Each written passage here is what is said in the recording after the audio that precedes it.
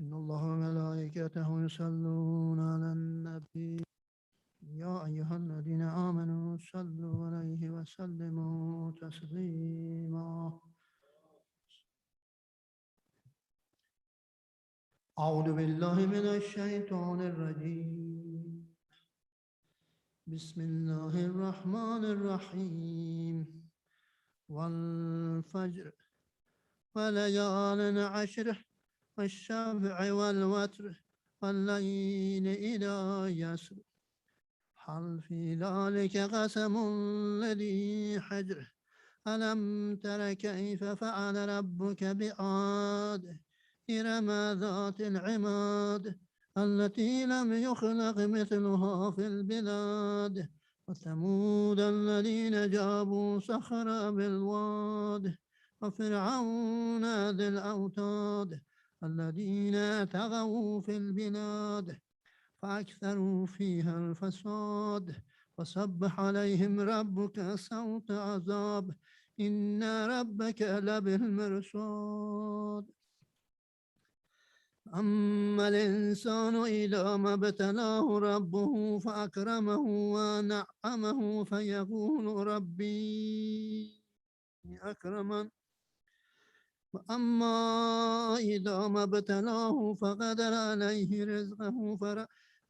عليه رزقه فيقول ربي أهانن كلا بل لا تكرمون اليتيم ولا تحاضون على طعام المسكين وتأكلون التراث أكلا لما وتحبون المال حبا جما كلا إذا دكت الأرض دكا دكا وجاء ربك والملك صفا صفا وجيء يومئذ بجهنم يومئذ يتذكر الإنسان وأنى له ذكرى يقول يا ليتني قدمت لحياتي فيومئذ لا يعذب عذابه أحد ولا يوثق وثاقه أحد يا أيتها النفس المطمئنة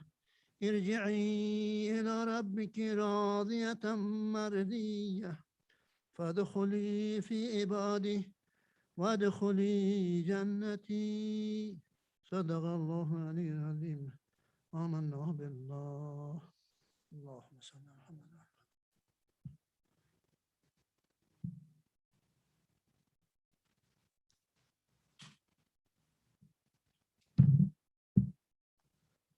Thank you, Brother Abbas, for reciting Surah Fajr. أعوذ بالله من الشيطان الرجيم بسم الله الرحمن الرحيم السلام عليكم ورحمة الله وبركاته عظم الله أجورنا وأجوركم بمصابنا الحسين. My condolences to the Imam of our time, Ajlallahu Ta'ala Faraj al-Sharif, and to you all on the arrival of the month of Muharram, in which we will be commemorating, inshallah, the tragedy that befell the family of Abu Abdullah al-Hussein. And we are grateful to all of the volunteers who have put in the time to make these programs happen. Obviously, we are blessed to at least be back in the center compared to last year. And also we're thankful to Sayyid Zeeshum Ahmed, who is visiting us from Baton Rouge, Louisiana. So thank you to him and his wife to accept our invitation and come here. Inshallah, during these nights, we'll be starting at 6:45, inshallah, every single night. If anything changes, you'll see that on the program emails. As you all know, we have standard operating procedures to abide by, so just pay attention to program emails or secretary emails regarding those. Try to limit inside people to about 20 to 30, and then the rest will be outside, inshallah.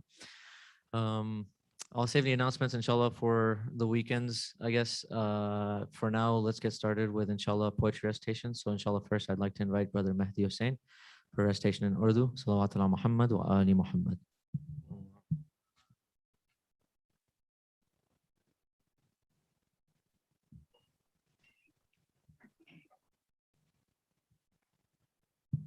بارے دیگر نعرہ صلوات.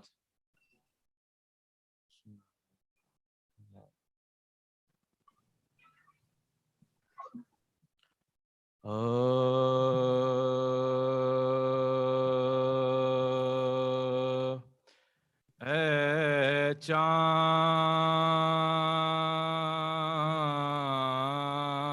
چاند کربلا کے تو نے تو دیکھے ہوں گے اترے تھے اس زمین پر عرش بری کے تارے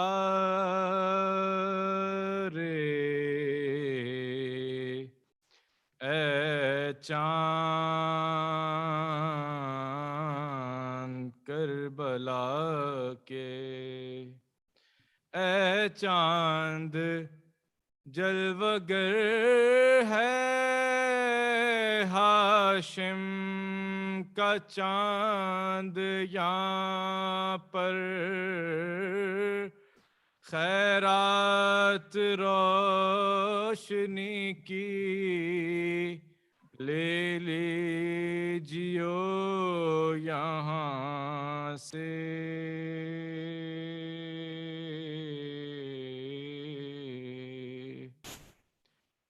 اے چاند اس زمین پر رکھیو ہمیشہ ٹھنڈک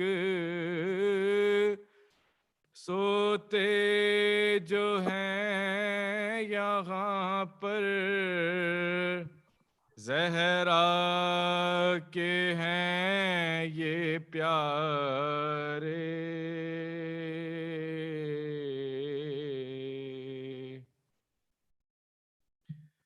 تسنیم و سلسبیل و کوثر کے ہیں یہ مالک مارے گئے جو پیاسے اس نہر کے کنارے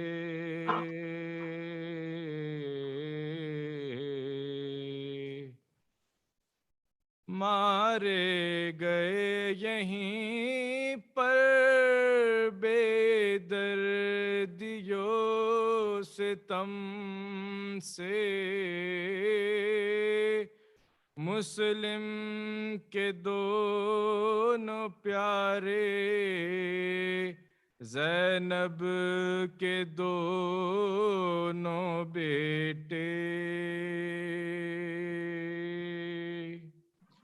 پامال ہو رہی تھی قاسم کی لاش رن میں عباس اور سرور چنتے کے ٹکڑے بازو کٹے یہیں پر عباس با وفا کے اذن وغا نہ پایا پانی بھلا نہ پائے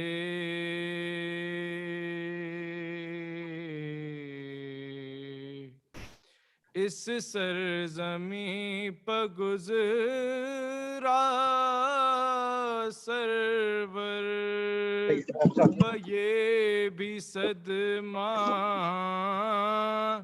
سینے پکھائی برچھی ہم شکل مصطفیٰ آتے لوگ میں وہ تو صحیح کہہ رہا ہوں. پانی پلانے لائے ایک محل کو سرور کیا ذبح حرملا نے تیر ستم لگا کے گردن چھدی پسر کی بازو چھدا پدر کا دونوں تڑپ تڑپ کر پیاسے جہاں سے گزرے اس بن میں ایک بچی بابا کو ڈھونڈتی تھی بکھرے ہوئے پڑے تھے جب سر برید لاشیں پھر یہ بھی تو نے دیکھا وہ غم رسیدہ بچی سینے پسو رہی تھی بے سر پدر سے لپٹے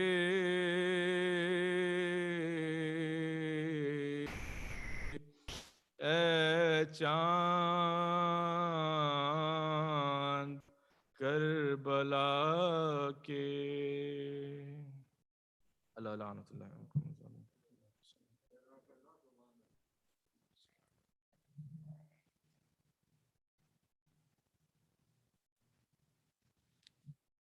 Awesome. Thank you, Brother Mahdi. Is Brother Samiullah Haidari here? Must not be. Right. So, since we don't have Farsi, I'll recite something in English, inshallah, and then we'll go to the main speech, inshallah. Salawat ala Muhammad wa ali Muhammad. Allahumma salli ala. This is a story of torment and grief. It's only just begun. Hussein is yet to bleed. He's just left Mecca aiming to free the souls of the people and answer their pleas. This is a story of torment and grief. It's only just begun. Hussein's yet to bleed. He's just left the Kaaba with his family to bring guidance to those whose souls are diseased. This is a story of torment and grief. It's only just begun. Hussein's yet to bleed. He's just left Mecca trying to find some peace to worship in private and teach. This is a story of torment and grief. It's only just begun. Hussein's yet to bleed. He's just left his mother's grave to save his enemies from the curse of Yazid. So as he travels through the dust, Hussein knows many men, because of greed and lust, will try to make his journey more dangerous. But he has to keep going. In Allah is his trust. He must challenge the status and quote ayahs in favor of knowledge and prayers over the dancing dice players. In the distance, he sees men approaching, slowly advancing, cautiously coming to ask for an audience. Thirsty from walking, check the surroundings, 1,000 soldiers with 2,000 horses begging for water. Hussein can't deny their request, so he orders his brothers and helpers to quench his opponent's thirst. And this is surely a first, because if you know what's to come, then this is what hurts. The sons of Hussein generously dispersing water to animals and water to beasts. War is on its way, but now it's greetings of peace. And as Hussein makes salat on the ground in the heat, soldiers follow but don't allow a retreat. The chief of the army doesn't know where to stand. His name is Hur, translation, free man. He wants to let Hussein walk away from this land, but the fear of Yazid is hard to withstand. More troops are coming against only a few. In the end, it's 30,000 against 72. Curfew in Kufa, still some true supporters of the Master of Heaven pray he makes his way through. But this is as far as Hussein could advance. He doesn't want to cause blood to be shed, so he was asked, "What is this place? Do you know its name?" The story begins as Hussein explains. Salawat ala Muhammad wa ali Muhammad. Salli ala Muhammad wa ali Muhammad wa inshallah, before I invite Sayyid, I'm just going to pull up his quick introduction. My apologies that I don't have that ready with me right now. Give me 1 second. Salawat ala Muhammad wa ali Muhammad. Salli ala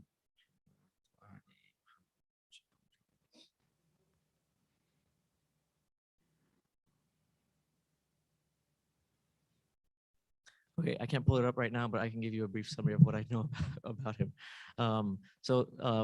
For those of you that have been here for a while, I don't know if you remember, but Sayyid Zeeshum actually used to be in San Antonio, and I recognized his face when we sent him the invitation for Muharram. Obviously, this was almost 10 years ago, but he used to be in San Antonio. Sayyid Zeeshum Ahmed has actually been born in the U.S. and raised here. He's been in Baton Rouge, Louisiana, for the most of his life. He was in San Antonio for about 4 years. After that, he returned to Louisiana. He went to UC Berkeley for about 1 year before he decided to pursue Hawza education, and he has been there for about 8 to 9 years now. At this young age, he has actually started his studies in Dars Kharaj. So again, we are honored and blessed to have you accept our invitation for these 10 odd nights, inshallah, in Austin. And we pray, inshallah, that everybody gets a chance to attend his majalis and benefit from him, inshallah. So without further ado, inshallah, if I can invite you to the member with a salawat ala Muhammad wa ali Muhammad.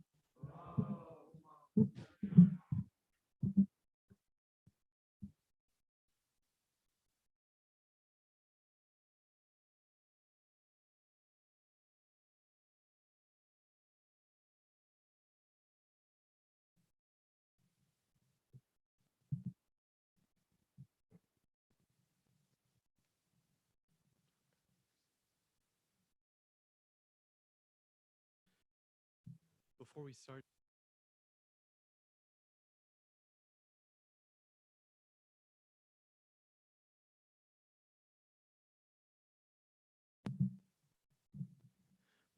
if we can please recite the Surah Fatiha for the marhumin of this gathering and all the mu'mineen and mu'minat who have passed, especially those who have passed in these few past years or months that have been troubling and difficult for all of the mu'mineen around the world. Please let's just recite the Surah Fatiha together.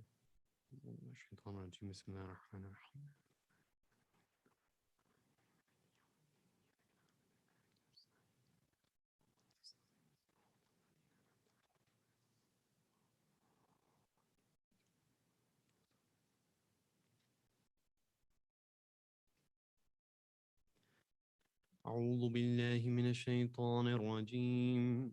بسم الله الرحمن الرحيم. الحمد لله رب العالمين بارئ الخلائق أجمعين ثم الصلاة والسلام على أشرف الأنبياء والمرسلين حبيب قلوبنا وطبيب نفوسنا أبي القاسم المصطفى محمد اللهم صل على محمد وعلى أهل بيته الطيبين الطاهرين لا سيما بقية الله في الأراضين روحي وأرواحنا لتراب مقدمه الفداء. The first thing that we want to do in this day is to extend our condolences to the Imam of our time. And the Imam of our time, usually when we think of our relationship with him and how we greet him and how we sort of have something with our Imam, we say it's our Imam. Then we think of someone who's just waiting there, somewhere, don't even know where, but somewhere. He's just waiting for us to do something, and then someday maybe he'll come back. But we have to realize that that's not the relationship between a leader and a follower, right? You just think about even the words that we say. We say, okay, I'm a Shia, I'm a follower. This is my Imam, this is my leader, right? That's not the kind of relationship that exists between a leader and a follower. If you call someone your leader, that means that wherever they're going, that's where you're going, right? And so that relationship needs to be stronger, needs to be it's in the heart, needs to be everywhere, needs to be in every aspect of my life.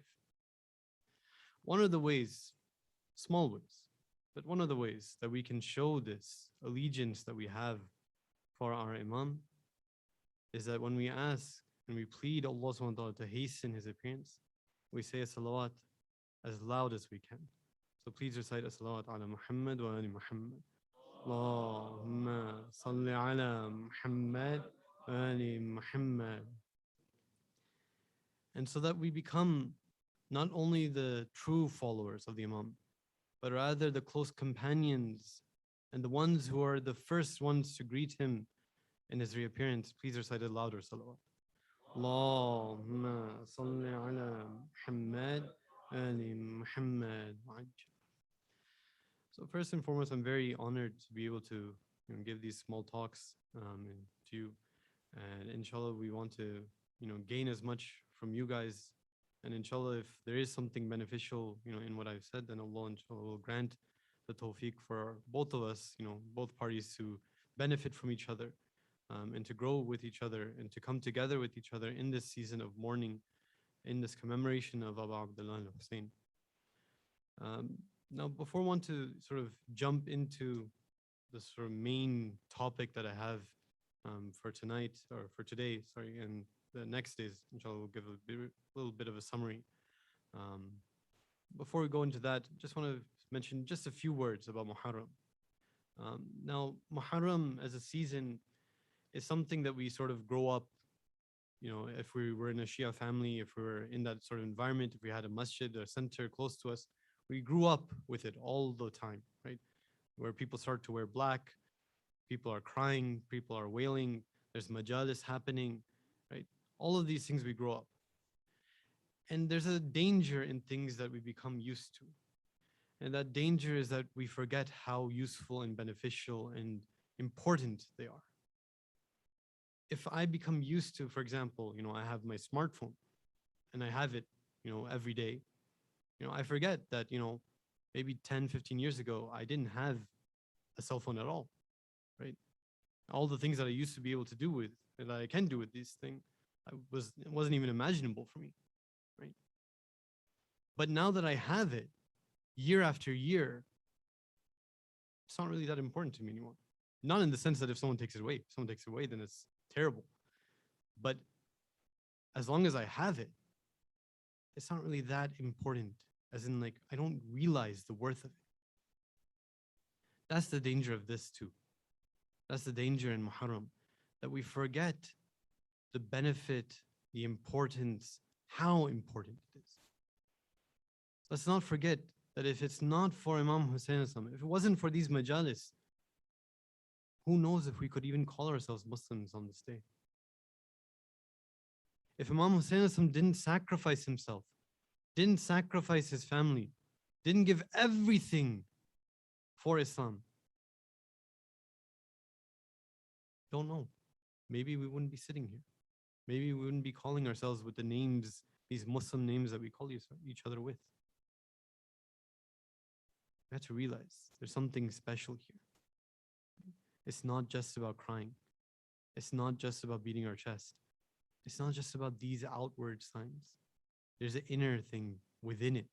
It matters. It's important. Inshallah, that's what we want to touch on a little bit throughout the course of these 10 days, if God gives us the tawfiq. We want to sort of pierce a little bit, change our perspectives, right? Maybe ask the right questions.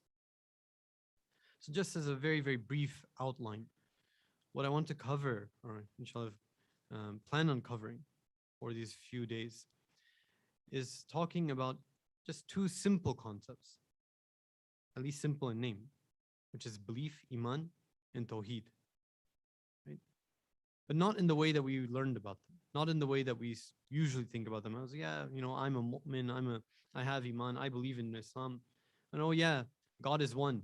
Tawheed, pat myself on the back. I got it done, right? Not like that. I want to see, what does it truly mean?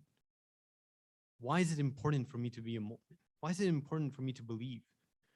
Why is it important that I have this concept of Tawheed as a cornerstone of my faith? Not just that, the cornerstone of everything that I do. What's so special about it? Right?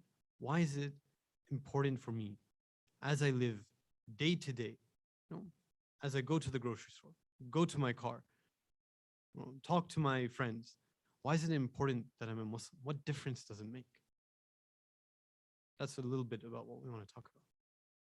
So today, though, we just want to cover a little bit about Iman, about faith. Right?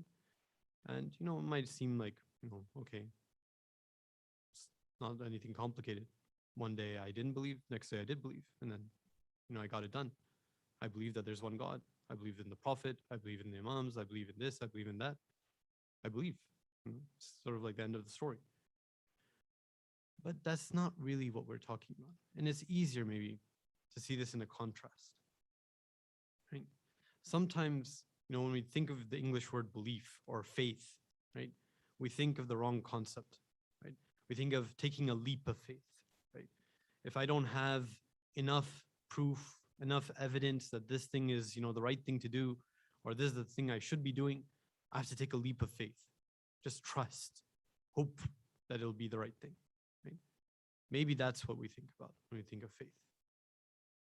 But that's definitely not the Iman that we're talking about. That's definitely not the belief in religion that we're talking about.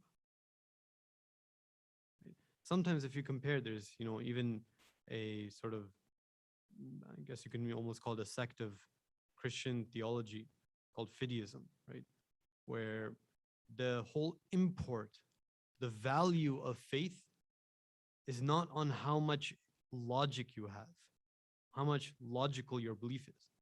Rather, the value of faith is having faith without needing to logically back it up. Right? You believe despite not having evidence. That kind of, sect in Christianity, that branch of theology in Christian theology, that's what they say. That's also not what we're talking about. Right? When we talk about faith, Iman, we're thinking of something that goes after logically accepting what we believe in. So if someone comes to me, right, and says that, look, science says X, Y, Z, that, the earth revolves around the sun, solar system looks like this, it has 8 planets, 9 planets, who knows? It has, this is what all the things are, the Milky Way looks like this, all these things. This fish lives under the sea, it does this, the eating habits are like this, and this is what science tells me, right? And I believe it. But I don't believe it because of lack of proof, right? If someone tells me that, all of you people are actually sitting in front of me, right? It's not some sort of vision. I'm not in the matrix, it's actually happening. It's not, I don't believe that because of despite not having proof. No, I have my eyes. I'm looking at you guys. I see something. Right? Now, I don't want to go too much into philosophy, into all of these things, the difference between the senses and our intellect and all these things. But that is useful. And anyone who is interested should go into it and see what Islam has to say on all these things, right? Because the depth that we have to offer, you can't find anywhere else. Right? But the point is this. Right? We believe in Islam because we know it's the right religion. We don't believe despite not having enough proof for it being the right religion. We believe that there's one God because we can prove that there's one God. Right? And so here there's an interesting concept that's come up, right? Where there's two things being said. One is knowing that God exists, proving that God exists. That's one thing, which deserves its time. It needs a class. We can go into our aqaid class, theology classes, philosophy classes, prove that, and that should be done. That's what we need to do. What we're talking about is the next step. We're skipping that, right? Maybe that should be done in, classroom settings, close, gatherings, talking, discussions. We're talking about the step after, right? Once I've already accepted that God exists, I know it, I can prove it. The question still comes is do I believe it or not? Do I have iman? So there's a verse in the Quran, very commonly said verse in the Quran. It says, "A'udhu billahi minash shaitanir rajim." It talks about the Bedouins. A group of Bedouins came to the Prophet, right? There were, people who lived in the desert. They came to the Prophet and they said, we believe, we have iman. The Prophet says, just hold, don't go too quick. Take a step back. You don't have iman yet. Say that you've submitted. Say that you have Islam, that you've submitted to this thing. But you don't have iman yet. Iman hasn't entered your hearts yet. So very clearly we have in the Quran where it says that, look, iman is a step more, beyond. It's not just knowing. It's something that suffuses your whole being. Something that becomes a way of life. Something that, okay, before I had faith and after I have faith, that's two different me's. We're not the same person. I'm not the same person anymore. But that needs to be something practical too. If iman is something like that, if it's a revolution within myself, then I can't help but show it in how I talk, how I walk, how I eat. Every moment of my life will be different now because I am a different person. This is the key cornerstone of iman. It's not one aspect of my life. It's everything. And that's maybe one of the things that we face, maybe a greater difficulty in the West than anywhere else, is that we tend to think of Islam in terms of geographical locations, right? I'm a Muslim in the center. I'm a Muslim when I'm hanging out with my Muslim friends. I'm a Muslim when I'm with my family. Right? But when it comes to work, when it comes to studying, when it comes to hanging out with other friends, right? Maybe something else is more important to me. Maybe something else is leading my life. That means that I've put Islam in a box. Right? That box is over here. And whenever I'm in that box, whenever I'm associating with that box, then I'm a Muslim. But as soon as I go somewhere where that box isn't with me, something else is driving my life. Right? That's absolutely how it shouldn't be. Right? So we have to see what is it that's causing it. And most of the time, maybe one of the most crucial factors of why this happens is because we've lacked an understanding of what iman, what religion is supposed to mean to us in the first place. The easiest example is this. If religion is something that, is just about, me and God, my private thing, whenever I'm in home and I have this, quiet 2 moments, I'm talking to God, that's it. I'm a good person. Right? Why would Imam Hussein need to do all this stuff? Why would he need to sacrifice himself? Why would he need to sacrifice his family?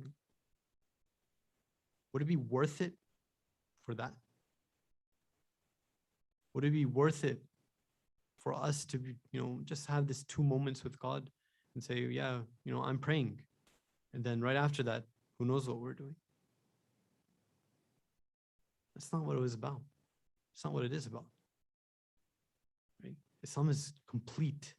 There's no aspect, no moment that we can think of and point out to and say, oh, Islam said nothing here. Islam doesn't care what you do here. No, Islam cares. The why, the what, the where, the when, all of it. It's under Islam's purview. And so this understanding, right? It's not something that's, groundbreaking, new stuff, never heard this before. But it's a thing that we need to remind ourselves about. Right? It's the questions that we need to ask, not just once, not twice, but constantly throughout our lives. We have to check ourselves. Are we doing this? What are we leading? What are we doing? What's the big picture? What are we going towards? So if we look, there's a couple of verses of the Quran that I wanted to recite. They come from Surah Al Imran, the 3rd surah, verse number 190 is where it starts. And this is one of the things, that we think about in Islam. This book that I have, I'm holding, it's not, for show. It's not for tell. It's not, to be on the shelf to gather dust. It's not even, to read that once in a while. No, this is a book of guidance. Right? If, let's be honest, right? If you and I believe God really exists, let's accept that. Let's say that we do. Right? We truly believe that God exists. There's one God. He owns everything. He created everything. And then he tells me, look, I don't need anything from you. I'm perfect. Right? But you need stuff. Everything you need. Look to this book. I've given you a roadmap to success. Everything you need. And sure, you need guides, you need helpers, you need scholars, you need all that.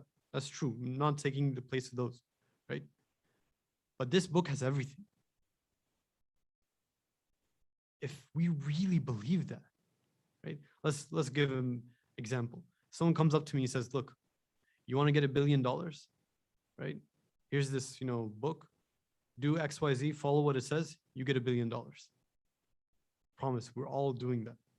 Right? We wouldn't let that book go out of our sight. We'd keep it with us. We'd sleep with it. We'd do everything. We'd wake up reading it, right? That's how we would treat it. But this book is the same thing. Much more than that $1 billion. Beyond what we can imagine. Right? So long story short, we should read this book. So verse 190. It says, أعوذ بالله من الشيطان الرجيم. إن في خلق السماوات والأرض واختلاف الليل والنهار لآيات لأولي الألباب. Right? Certainly, in the creation of the heavens and the earth, and the changing of the night and the day, there are signs for ulil albab. Right? And if you look at translations, you look at things they translate, the people who possess intellect, the ones who use their intellect, things like this, right? And sometimes we might think, oh, that means that these signs that God has created, they're for the special people. They're for the, those philosophers, those guys who just, sit down thinking and, I don't know, smoking a pipe, going to coffee shops, reading a book there. It's for those guys, right? But no, it's not just for them, right? God explains, right? He tells us, what are the signs of these ulul albab? It's the next verse. الذين يذكرون الله قياما وقعودا وعلى جنوبهم ويتفكرون في خلق السماوات والأرض. It's the people who remember God when they're standing and when they're sitting and when they're on their sides, laying down on their sides. Any position you can imagine, they're thinking about God. And what do they think? They think and ponder on the creation of this world. في خلق السماوات والأرض. And what do they say after that? This is the important part. They say, رَبَّنَا مَا خَلَقْتَ هَذَا بَاطِلًا. Says, oh my Lord, it's not possible that you created this, everything that I see, for no reason. There has to be a reason. There has to be a purpose. There has to be something that I'm going to. Then they continue. They don't leave it at that. They say, Subhanaka, immaculate is God. I don't find any fault in God. There's nothing negative that God has. No. God is completely beyond everything. And they have a dua. They say, look, I know there's a purpose. I've recognized my God, and I ask God something. فَقِنَا عَذَابَ النَّارِ. Right? Save us from the punishment of the fire. So if you think about this verse, sometimes, we brush over the verse and we're like, oh yeah, that makes sense. Sure. Next. What's the next verse say? Right? We go fast. And at times that's fine. But sometimes if we look, take a second look, a third look, we find another meaning, another layer. Right? And this is even without even going to tafsir, right? Without even going to these, not again, tafsir, translation, scholars, those are really important, have to be there, right? Those are the ultimate check for ourselves to see if we're thinking in the right way or thinking in the wrong way, right? They're great scholars. We put their understanding above ours. That's definitely there, right? But that doesn't mean that we don't have the ability to read this book and gain guidance for ourselves. So I read it again. I understand, I realize something. This verse has encapsulated the whole life story of a human, right? They start out thinking. They start out looking at the signs of God. They realize something. They look, it has to be a God. Not only that, this God that has created this universe, that's created me, is perfect. Nothing wrong. Not only that, he has a purpose because he is perfect. He doesn't do anything without a reason. He does something with a reason. So there's a purpose for me. I'm supposed to be going somewhere. Not only that, he realizes, right? The people who this verse is talking about, they realize that there's a way to reach that goal too. They need to do something. They ask God to protect them on that path. Again, nothing groundbreaking, nothing revolutionary, nothing we haven't heard before. The difference is this. We have to ask ourselves, is that us or is it not us? A lot of times, there's a more foundational problem. It's not about not knowing the religion. It is about that, but there's a more fundamental problem than just not having the knowledge itself. Sometimes, maybe a lot of times, it's about not caring. Apathy, right? Who cares if I'm a Muslim, right? Who cares? Who cares? I'm a Muslim, that person's a Christian, that person's an atheist. We're all good people doing our best in this world, trying to do what we do, right? Sometimes we think like that. Again, this is what the verse is talking about. You haven't created this without a reason. There's a purpose. If I lose out on that purpose, I've lost everything. I could be as well-mannered as I want. And sure, maybe God will reward me for that based on my circumstance and things. But I'm losing out if I didn't do it for the right purpose, for the right reason. And you can see that easily. Any example you take, it's not about the physical actions. It's not if I give money to the poor person, right? I can do that. But if my whole purpose was to show off, what use is that? Sure, that poor person gets some money. That's fine, right? That's good. No one's denying that. But the true value of charity, it's not just about the poor person. It's about me. And that's the same thing about anything that God asks us. It's not about you losing something. It's about you giving up something.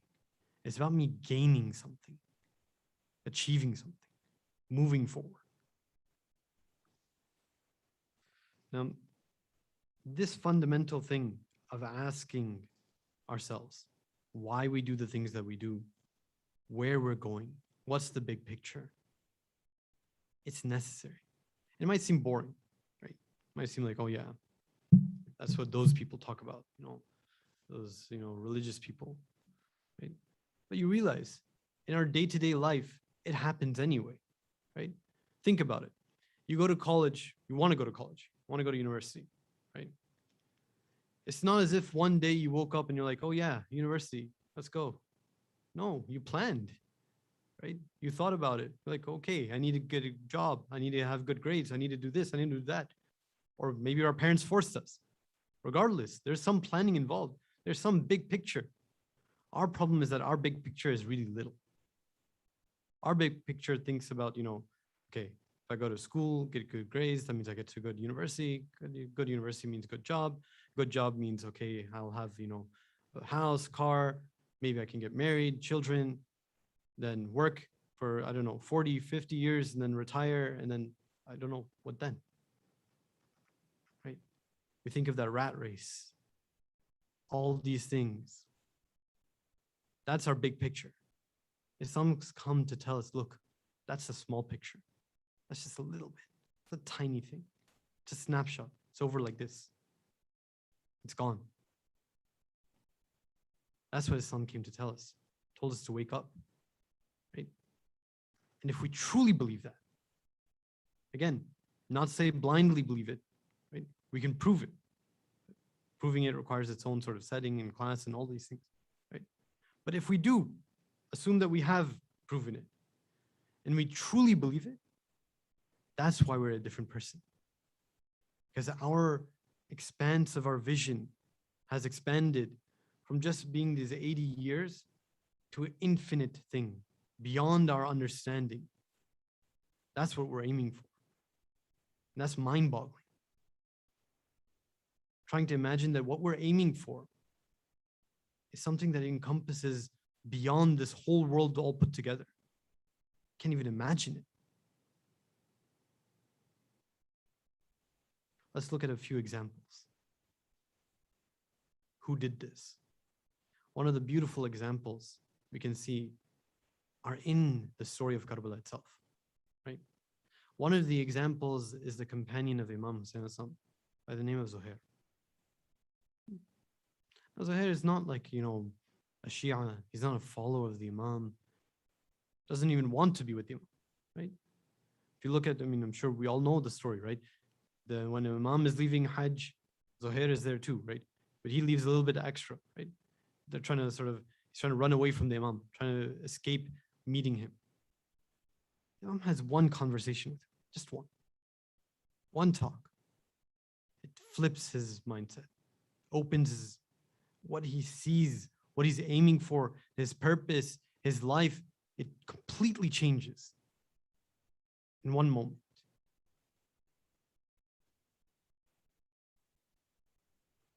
This is what we're aiming for. Right? These nights, days of Muharram, not just these days and nights, but any night that we commemorate, that we think about Imam Hussein, what we're aiming for is to have that moment of connection where the Imam talks to us and we flip and everything changes for us. Our eyes open. We suddenly start to ask the right questions.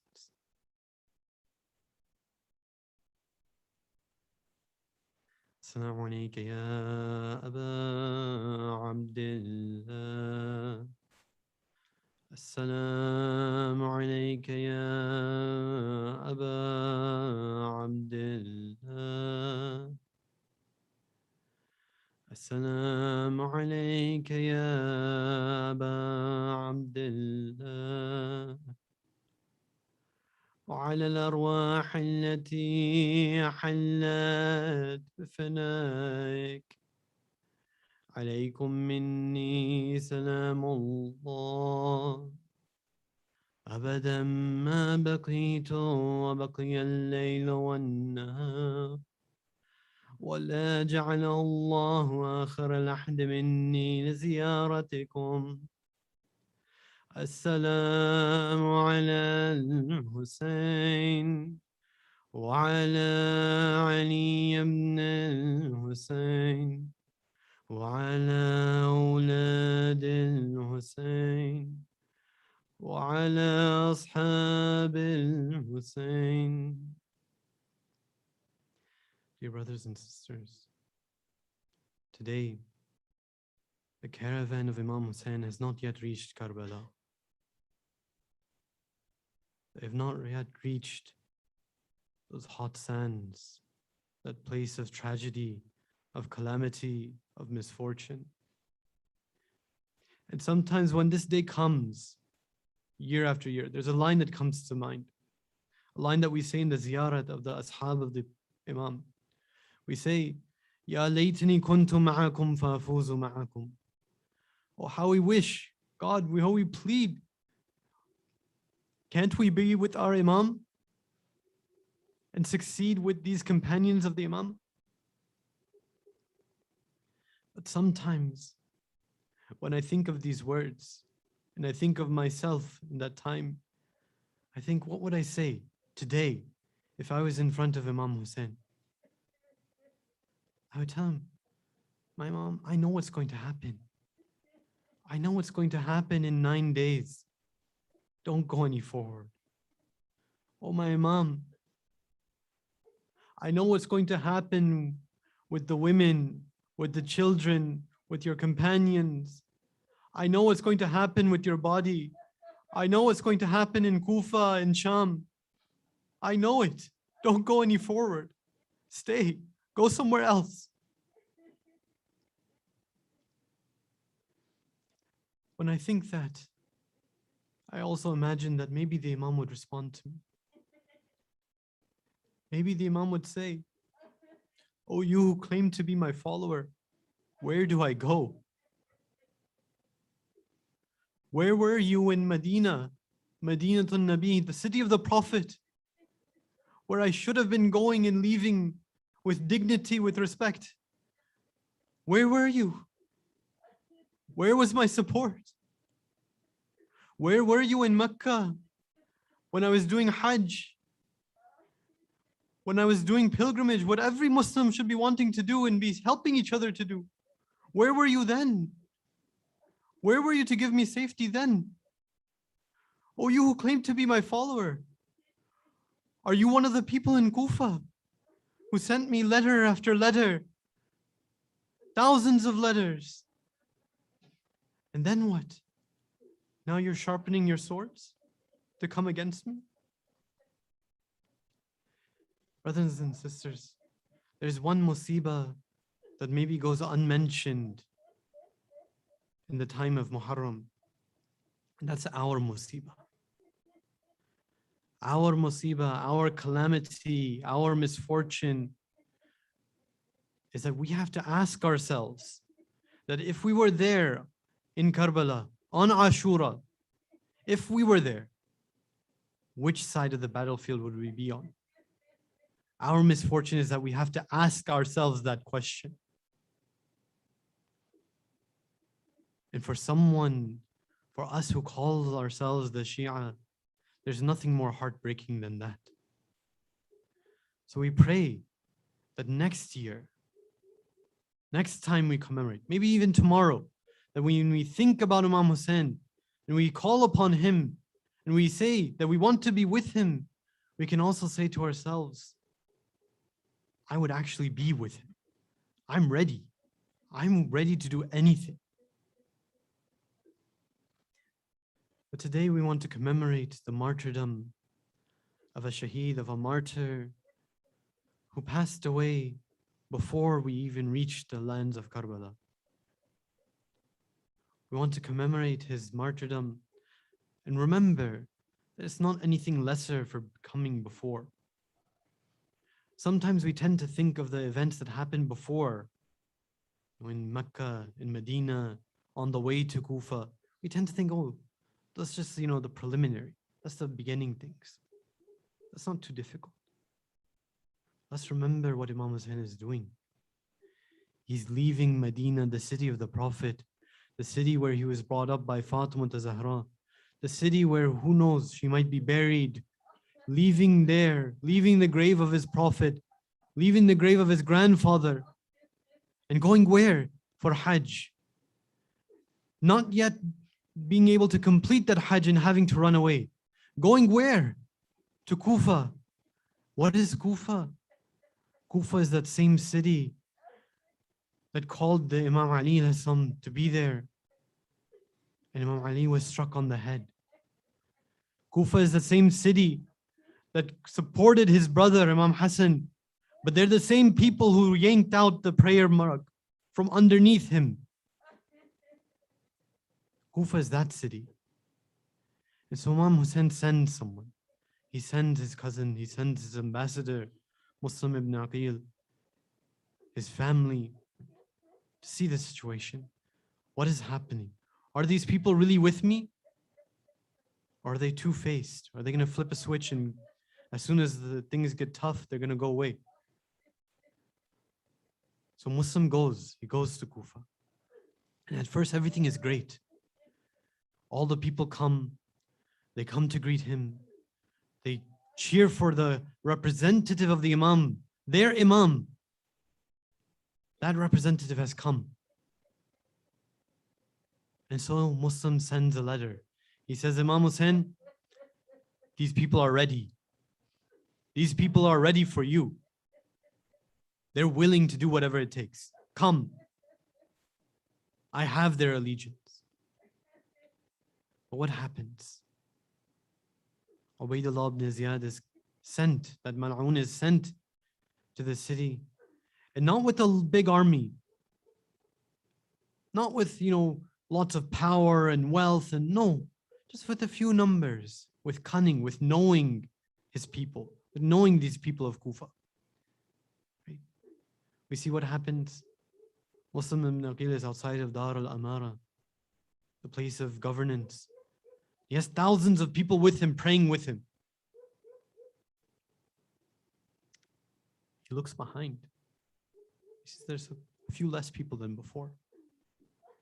Maybe Muslim thought that, maybe they had something to do, but they would come back. But Muslim turns again. After the next prayer, sees there's even less. After the next prayer, there's even less. Until finally Muslim is left alone. A gharib, a stranger in this treacherous city. A city that's betrayed his family time and time again. He's left alone. And Muslim wanders the streets. He rests at a doorstop. A woman opens the door. A woman says, strange man, you can't stay here. Go home. Muslim says, where's my home? Where do I have to go to? In the city that thousands of people have given me their allegiance, they're all gone. Where do I go? But this lady is a mu'minah. She's a true follower. When she realizes who is there, she gives him food, she gives him water, she gives him rest. And we wish that the story ended there. But that was the end point. But it's not where it finishes. Muslim eventually becomes surrounded by the soldiers of Ubaydullah ibn Ziyad. He becomes beaten and bloodied. He fights valiantly, but then eventually he's surrounded and captured, taken to Dar al-Amara. We might imagine then, what would Muslim be thinking? Would he be thinking about his wife and children? Would he be thinking about his loved ones? And for sure he was thinking about them. But there's one thought that's obsessed, his mind's obsessed with, he can't handle. It's Imam. My Imam, don't come. Don't come here. Ignore what I said before. Don't come, turn around. This isn't the place to go.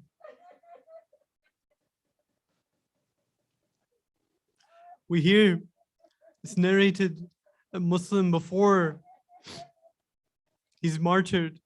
They give him a few things that he can ask for. One of the things he asked for is some water. As he takes, it's narrated that as he takes this bowl of water up towards him, a drop of blood goes into this water. And he's unable to drink this water. He asks for another glass of water, another bowl of water.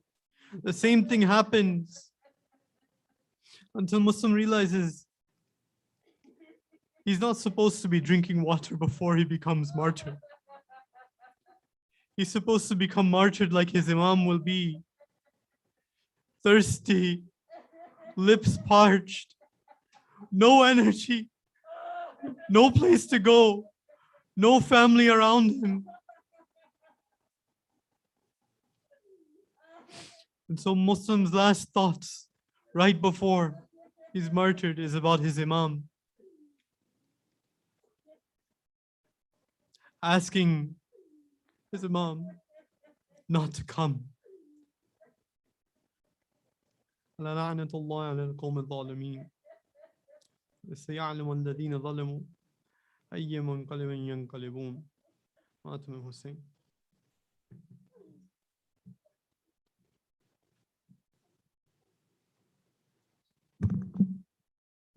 Jazakallah khair. Inshallah, Latamia is actually going to be outside, so we can make our way outside. And then inshallah, Salat is also going to be outside, followed by Tabarruk.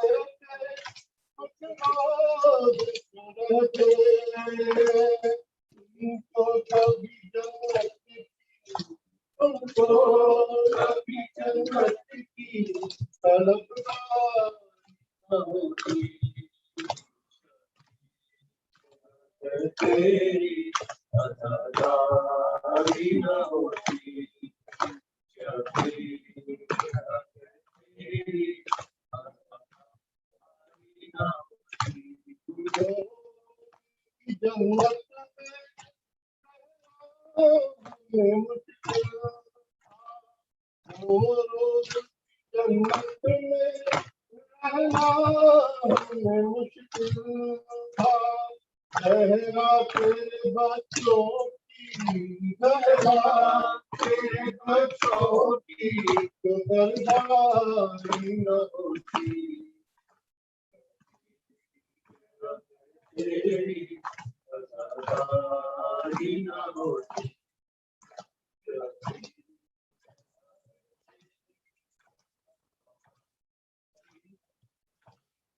आदि तेरे अलंकार होता आदि तेरे अलंकार दुनिया में अलम होते दुनिया में अलम होते अलंकार न होती तेरी न होती